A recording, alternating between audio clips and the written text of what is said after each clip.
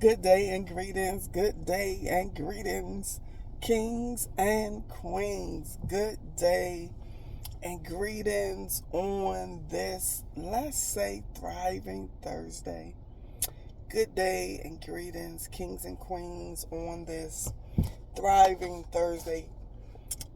Greetings from Self Love Ministry, a ministry that strives and thrives to challenge personal wellness and spiritual fitness. We talking about mental, we talking about emotional, we talking about physical, we talking about spiritual, we talking about all of it, y'all. We talking about all of it. And on today, on today, I want to encourage you with the title. It's go time. It's go time. It's go time. It's go time. It's go time. It is go time. Man, it's go time. And today I just want to encourage through the area of challenge, talking about challenge. When I began to look up the word challenge, it said invite someone to do or say something that one thinks will be difficult or impossible. And it had the words opposition and defiance. Opposition and defiance attached to it. And and now that we are still in the 90-day self-reflection challenge with less than, which should be maybe less than 40 days left in the new year, today I just want to encourage someone to challenge yourself in an area that you have been comfortable in. Challenge yourself in an area that you have been comfortable in. Something that you know that you should be focused on, something that you know that you should be, an area in which you know that you should be moving differently in. Some sort of change, some sort of adjustment, some sort of alignment. On today, I want to challenge you. I want to challenge you. I want to challenge you. Last night, as I was thinking about this message, God began to download, and He began to say that our lack of patience and persistence is the reason why our process keeps getting affected.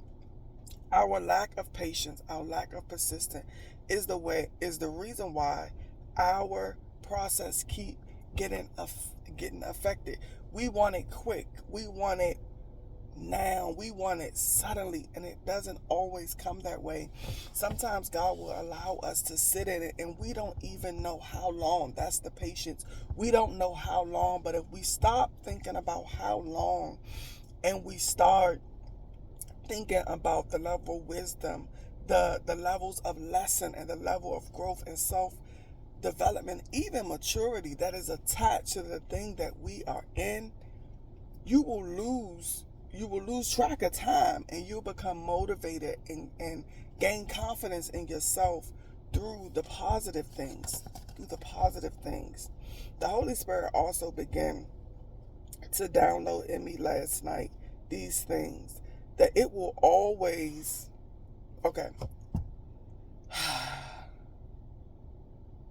A lot of us have taken the easy way out. A lot of us have taken the easy way out in different things. We have, we know the thing that we need to do. We even feel the pain and the effects of the issue. There's a level of discomfort in the issue. It is discouraging.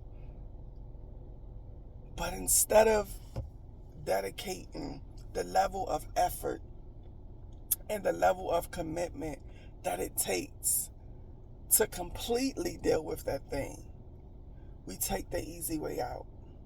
And what God began to show me, I believe last night about this, is we will always be led to a dead end.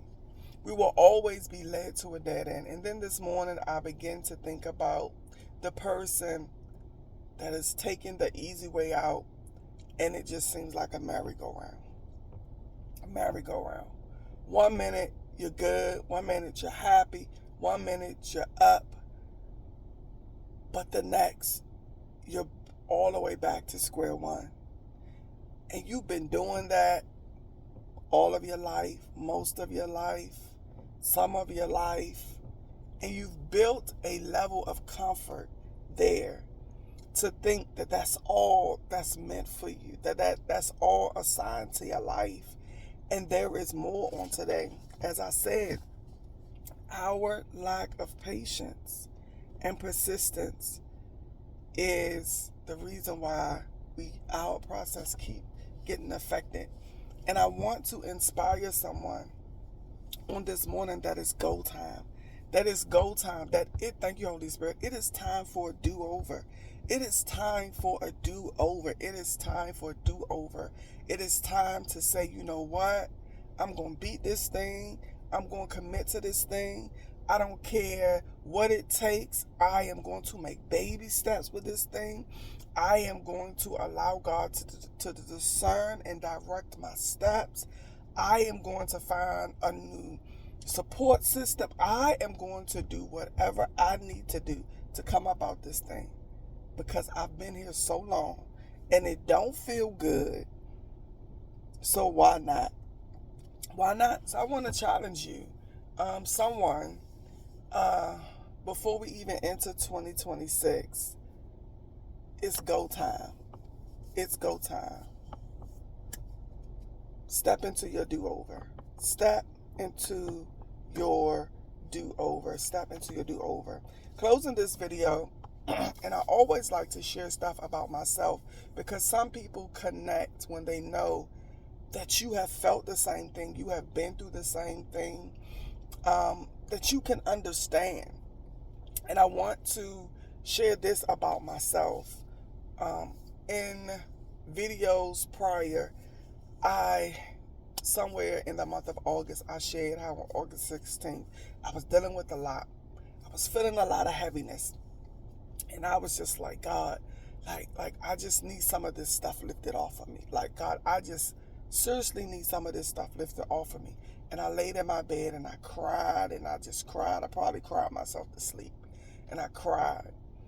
And that was a Saturday night. I got up and I went to church that Sunday morning.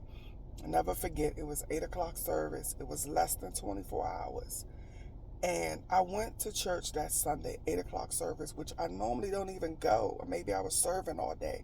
But I went, and that 8 o'clock service was everything that I need. It was a reflection of what I prayed Saturday night. And I went to that altar, and I just began to be honest at the altar with myself, and to be honest with God about the things that I was feeling, that I was carrying, that every single thing, I laid it there at the altar. And I walked away, and I claimed to not carry that thing, because God told me that that would be the last time at that altar that I would carry that weight, that I would bring that weight to the altar. And I did not understand it at that time. And then today, as I am walking out my door, God reminded me that in exactly 90 days ago, God reminded me that Sunday that just passed was actually 90 days ago when my pastor began to preach. And he began to speak from the verse Joshua 1 and 2, the New King James Version. And he spoke these words: get up, arise, and go. Get up, arise, and go. Exactly 90 days I received that message from the day that he preached my deliverance message. And I went to the altar. And God reminded me that in exactly 90 days of what he did. Why? Because I wasn't afraid to go to him. I wasn't afraid to pour it out. I wasn't afraid to cry. I wasn't afraid to go to the altar and shed my tears and give it all there. I wasn't afraid of who saw me cry and walk away. I wasn't afraid to detox and let it all out. And I want to encourage somebody on today that you may have to do the same thing.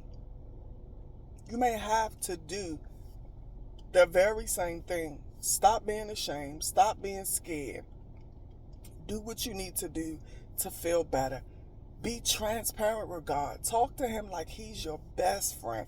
Talk to him like he's your only friend. Like, because he is seriously the only one that truly understands, that will never judge, that will never look down on you. He will continue to love you and be by your side.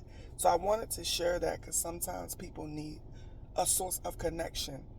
And in 90 days, and I didn't know how long I was going to have to wait. People have been asking me, like, Keisha Jenkins, Coach K, like, what are you doing? Like, all of these months. And I've just been saying, I'm waiting on God. Like, I don't know.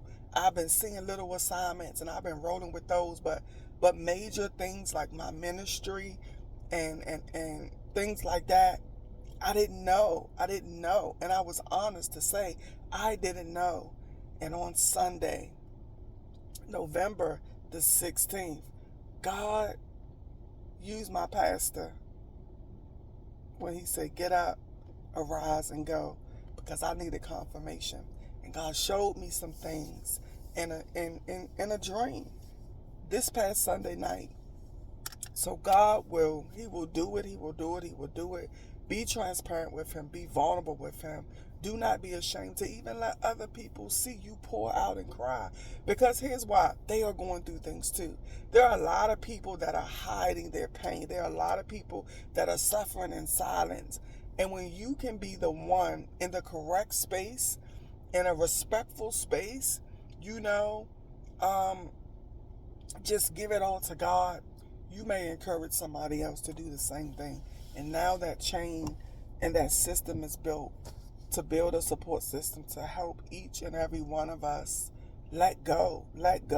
So it is go time. It's go time. Step into your do-over. Face the challenge. Don't let the challenge scare you. Don't let it set fear in you. Don't let it keep you in an uncomfortable spot. You deserve more than what you are accepting.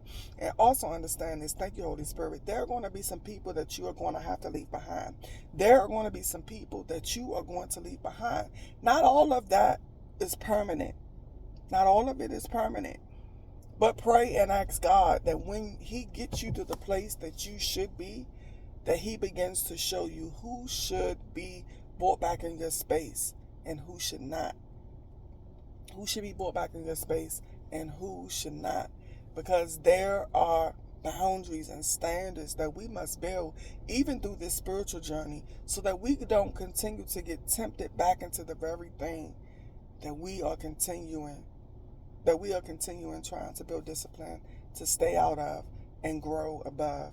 So be blessed. I love you. And until next time, be safe. If you need more inspiration, more encouragement, you can always go to my YouTube channel, Coach K Jenkins, Woman in Transition. And you can find many videos from years back when I first started, and share them with your friends, family, a family member, a spouse, someone that you know, a child that may be going through. May you be blessed. Have a nice day.